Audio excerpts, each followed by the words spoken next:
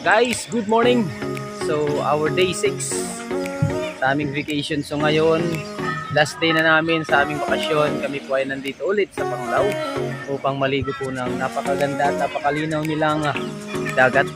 So, ngayon po guys, meron na lang kaming abalon. Nagdaroon lang kami kay practical.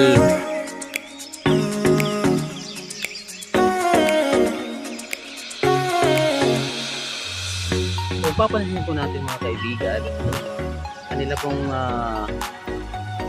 sand nila ay napakapinong-pino. Kaya pwede ka ditong gumawa ng mga kagaya po nito. Gumawa sila ng Alona Beach. So, kinrubanira-niragin yung Alona Beach. Ano? Alona Beach Bohol. Made of sand lang to, made of sand.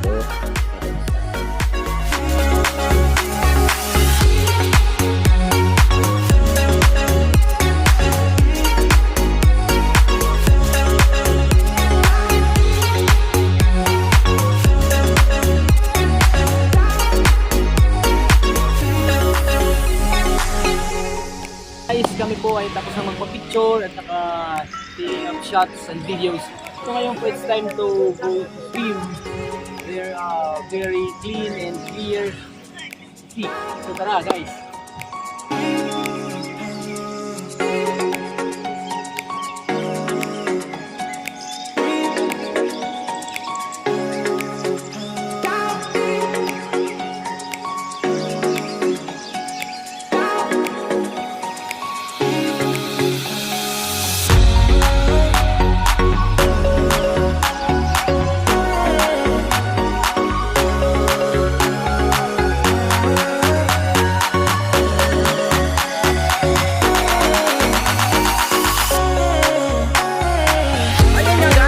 Ngayon ay nakalublog na sa dagat kung saan napakalinis, napakalino ng kanilang karagatan at marami pang mga views na yung makikita.